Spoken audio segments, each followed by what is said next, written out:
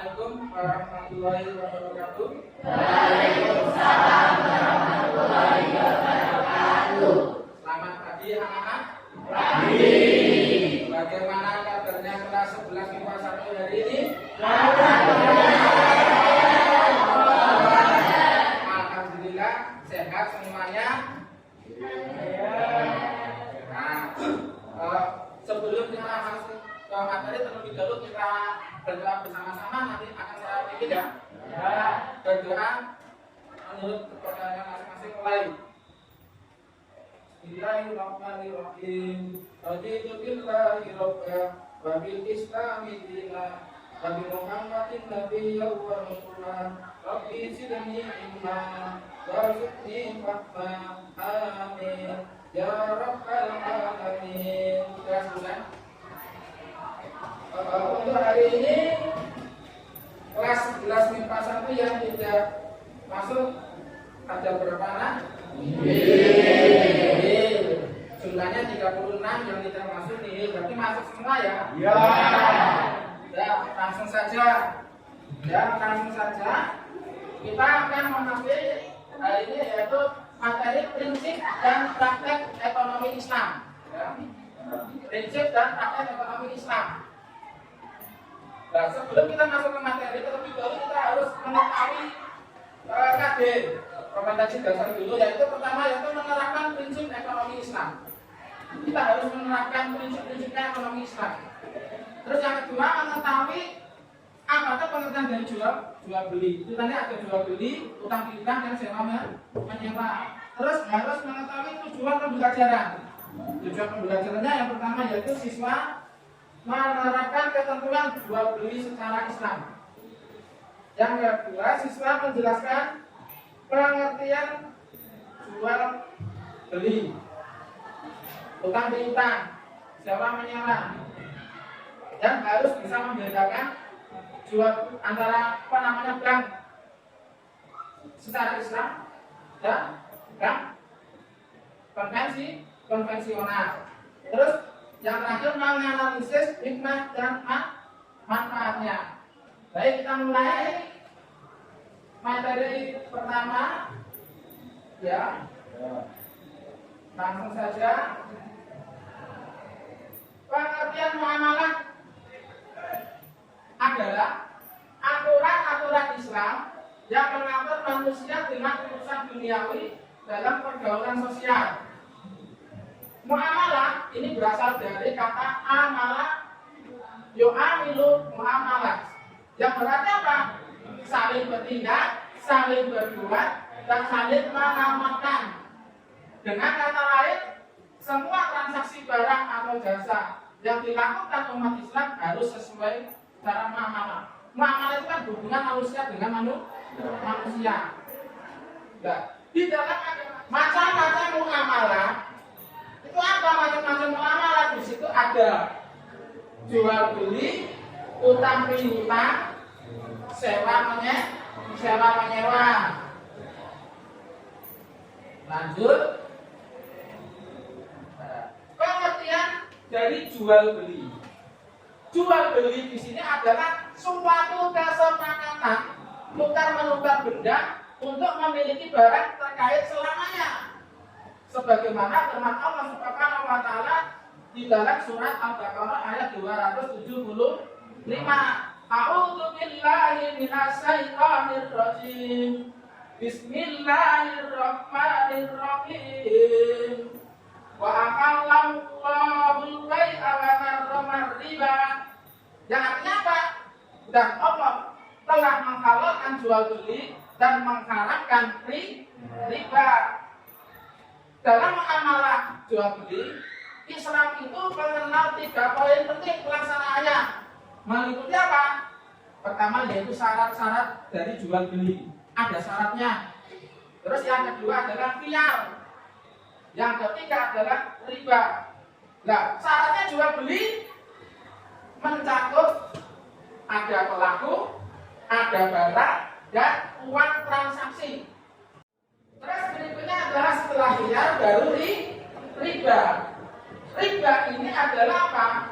Bunga uang atau nilai lebih atas penukaran barang. Mana?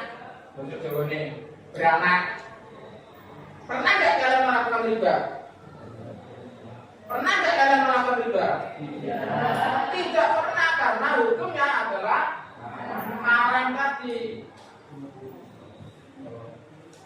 Orang tuamu pinjam uang kepada kamu 10.000, terus kamu bilang, Bu, kalau mengembalikan nanti jangan 10.000 menjadi 20.000. Nah, itu adalah namanya riba. Ada nggak? Terus sekarang sanksi hukumnya juga berat. Uang yang melakukan riba itu ada sanksinya sangat berat sekali. Karena apa? Diterangkan di dalam hadis yang diriwayatkan oleh Muslim bahwa Rasulullah SAW itu mengutuk orang-orang yang mengambil riba, orang yang mewakilkan, orang yang mencatat, dan orang yang menyaksikan. Makanya tidak sampai melakukan riba, dikutuk oleh Allah Subhanahu wa Ta'ala. Macam-macam riba itu dibagi menjadi 4. Pertama yaitu riba fadli, yang kedua riba qardi, yang ketiga riba kad, orang yadi ribanya. Terus yang keempat adalah riba nasi'ah. Jadilah berapaan? Ini adalah ribanya. Terus yang keempat riba nasi'ah. Lah apa kan pengertian dari riba fadli itu? Ya. Namanya berikutnya adalah utang piutang. Apa? Utang piutang. Nah, utang piutang adalah menyerahkan harta dan benda kepada seseorang dengan cara catatan akan dikembalikan pada waktu kemudian. Nah, rukunnya utang piutang ada 3, yaitu A. Yang berpiutang dan yang berutang. B. Ada harta, ada barang. Terus yang C. Harus dapat kesepakatan. A'udzu billahi minasy syaithanir rajim. Bismillahirrahmanirrahim. Wa in kana bu usratin fanadiratun ila maisarah wa anta sattaqu khairul lakum in kuntum ta'lamun. Artinya apa? Dan jika kamu ingin menyusukan anakmu kepada orang lain, maka tidak ada dosa bagimu memberikan pembayaran dengan cara yang patut. Lalu sekarang adalah sewa menyewa yang ketiga. Dalam fikih Islam disebut ijarah. Ijarah itu artinya apa? Imbalan yang harus diterima oleh seorang atas jasa yang diberikannya. Dalam hukum sewa menyewa, yang pertama, yang menyewakan dan yang menyewa haruslah telah balik dan berakal sehat. Kedua cukup umur kalau berakal sehat. Terus yang kedua, sewa menyewa dilangsungkan atas kemauan masing-masing, bukan karena dipaksa. Terus yang ketiga, barang tersebut menjadi hak sepenuhnya orang yang menyewakan atau walinya. Terus sekarang syirka. Syirka itu adalah mengatakan suatu perseroan. Berarti apa? Suatu akad yang dilakukan oleh dua pihak atau lebih yang bersepakat untuk melakukan suatu usaha dengan tujuan memperoleh keuntungan. Syirka ini adalah dibagi beberapa macam. Ada berapa macam? 4. Pertama adalah syirka inat, yang kedua syirka abadan, yang ketiga syirka wujud, yang keempat adalah syirka mufawadah. Terus lanjut adalah pengertian dari perbankan. Perbankan di sini adalah apa? Bank. Kalian tahu bank enggak? Bukan bank soyem ya. Ini adalah maksudnya apa? Bank. Bank adalah sebuah lembaga keuangan yang bergerak dalam menghimpun dana masyarakat dan disalurkan kembali dengan menggunakan sistem bunga. Kita akan mendiskusikan kelompok pertama. Tolong kalian catat di buku, ya. Kita nanti bagaimana hukum dari jual beli online. Nah, kan ada tuh jual beli online itu hukumnya bagaimana itu kamu dapatkan, ya. Kamu kembangkan sendiri.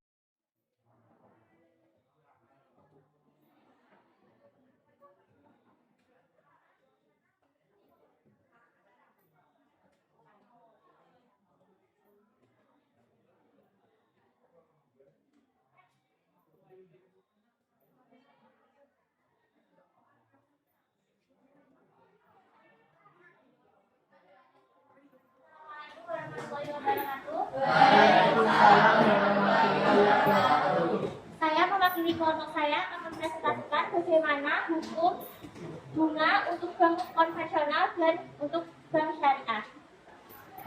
Apa hukum bank konvensional menurut hukum Islam dan dijelaskan sebagai ulama berpendapat bahwa bunga bank konvensional termasuk dalam kategori riba karena itu sebagai orang muslim kita tidak diperbolehkan bertransaksi menyimpan uang di bank konvensional. Nah, hukum bunga di bank syariah menurut Islam bunga bank termasuk riba sehingga bank juga dibenarkan dalam ajaran Islam. Riba bisa terjadi pada pinjaman yang bersifat konsumtif maupun pinjaman yang bersifat produktif. Dan pada hakikatnya riba dalam hal memberatkan pinjaman. Sekian presentasi dari saya. Wassalamualaikum warahmatullahi wabarakatuh. Waalaikumsalam.